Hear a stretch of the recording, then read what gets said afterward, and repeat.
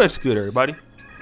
It's your boy, O'Shea Duke Jackson, back at it again with another episode of The Celebrity Junk.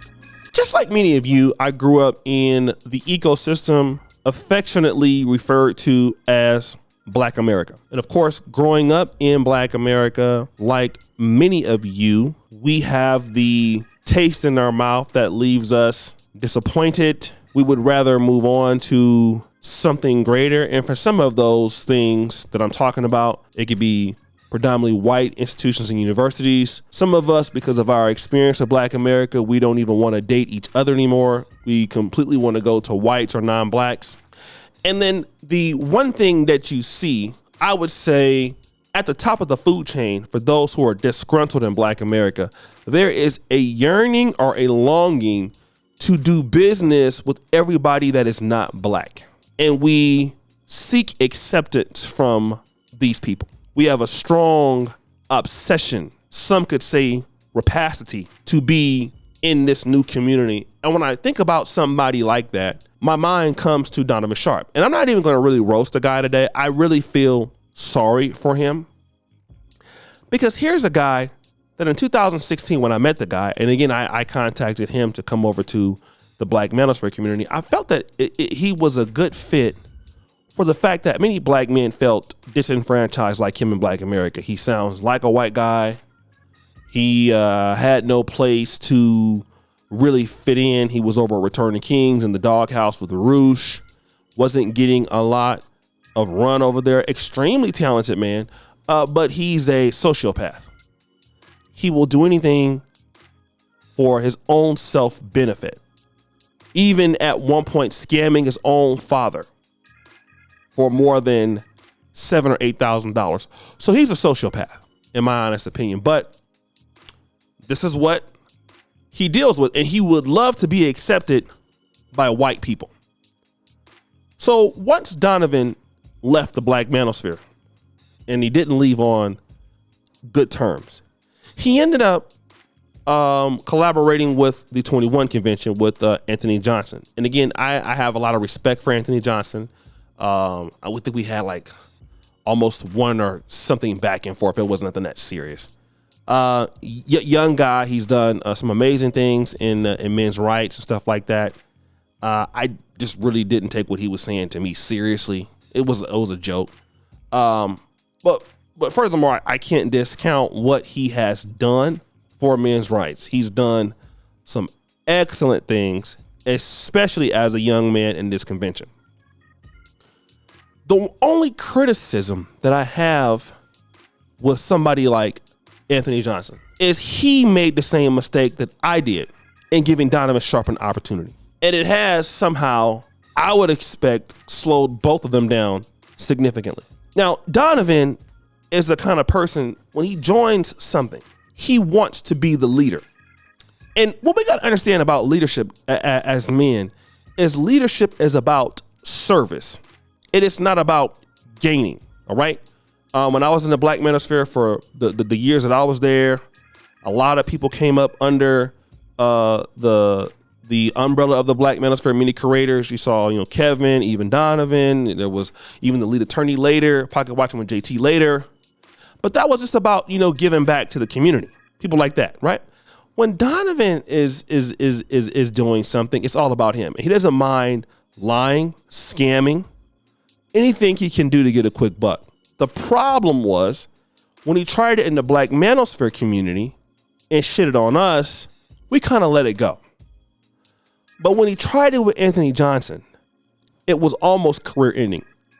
Donovan has never been the same as a YouTuber. So now Donovan tried to take over, in my honest opinion, the 21 convention, which, like I said, no offense to Anthony Johnson, but the white man is not going to let no Negro take over his stuff. Not saying anybody's racist, but it's not going to happen. Here's what Donovan did. He started this Dusty CME convention. Okay. Now, at the same time as they were both kind of going back and forth, Donovan Sharpe's events was getting canceled. And in this particular clip here, we're going to hear Donovan sort of make a episode here that the 21 convention this year is being canceled because of low ticket sales. I'll play a little bit of that, and then I'm going to come back. So let's go ahead and get to the elephant in the room, man. So early this morning, it was brought to my attention that the 21 convention has been canceled. It hasn't been postponed. It hasn't been rescheduled. It has been completely and totally canceled. Now, you from the outside looking in, EO, what are your initial thoughts on just the cancellation? Just given, and I don't know what you know about Anthony Johnson, but give me the Reader's Digest version on what your initial thoughts are in this. If I had to be honest, I think it's unfortunate. Speaking on our behalf, I know there's different feelings about the whole thing, but I'll say this for the men. I think the guy was around a long time, and I think he mismanaged his business. I think he kind of lost his mind over the last couple of years. When you're an event organizer, there's a lot of responsibilities, and one of them is relationship building. Yes. Not relationship tearing down, but yes. Relationship building. A couple of things that I saw in Anthony that I think this is where he missed the mark. Now, I attribute it to maybe his youth, but I think he's in his 30s, but maybe he's been around a long time. So, he's pretty seasoned. He's put a lot of events together. As a matter of fact, I spoke at one of them. You wouldn't know because he took the speech down, but I did speak at one of his events a couple years ago. But one thing I noticed about him that he doesn't, well, for one, I talked about the relationship building. I don't know, it appears like lately he was on a rampage of trying to expose people. Yep. The other thing I noticed, he always keeps it at the same venue. To my knowledge, whereas a guy like you, you're in Vegas, you're in Miami, you're switching up environments.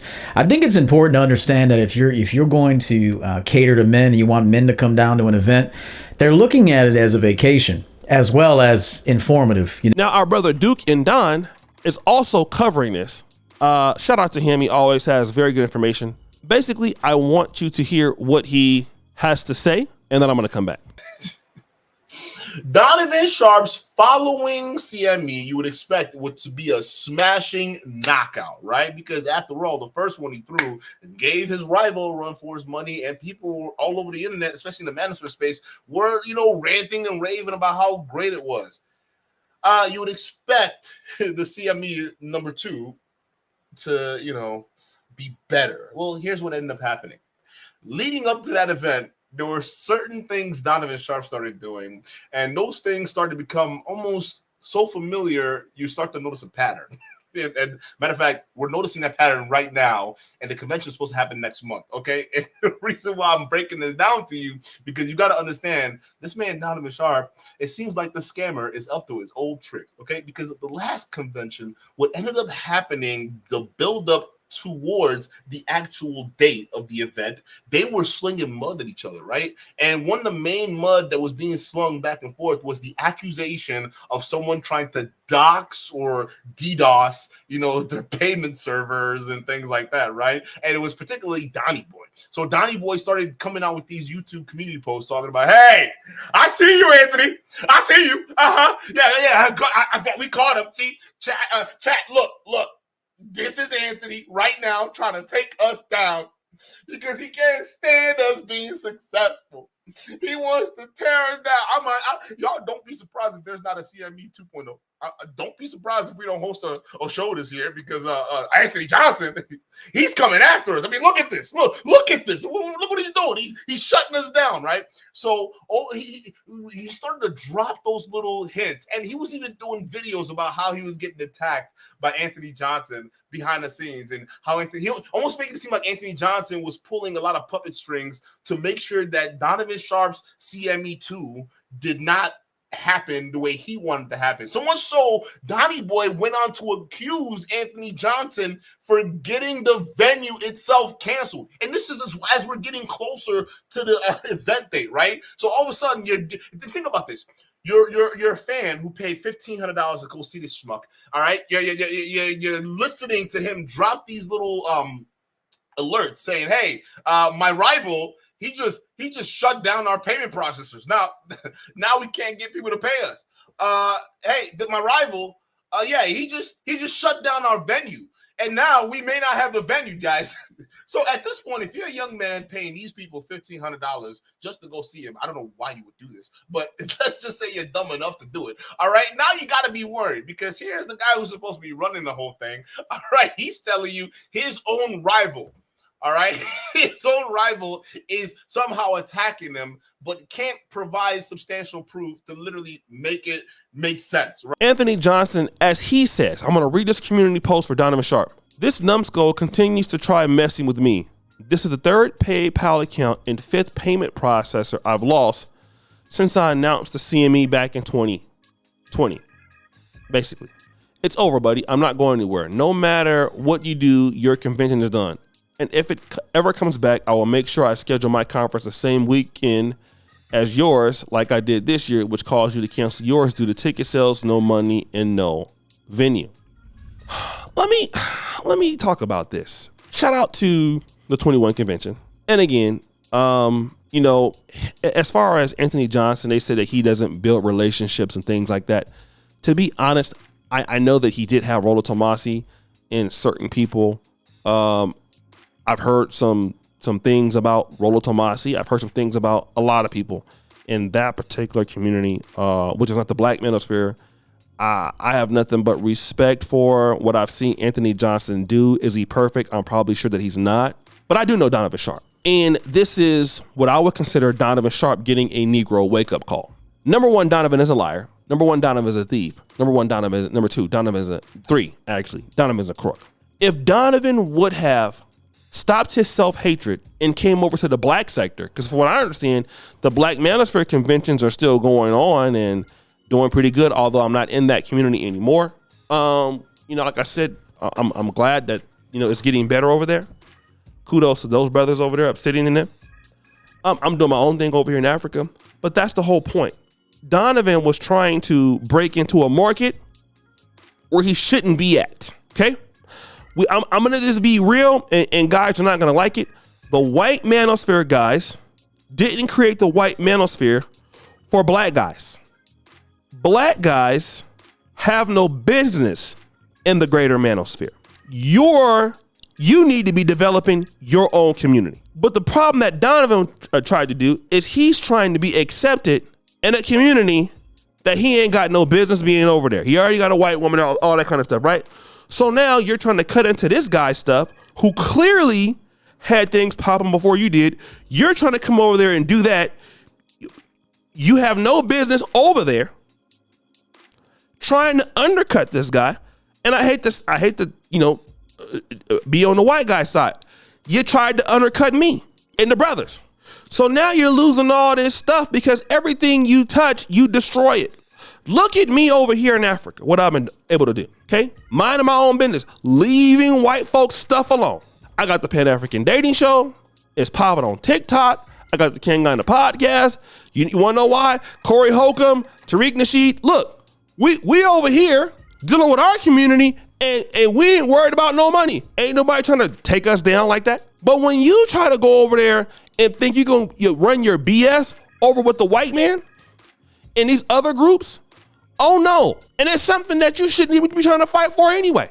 But when you hate your people like Donovan do, that's what you get.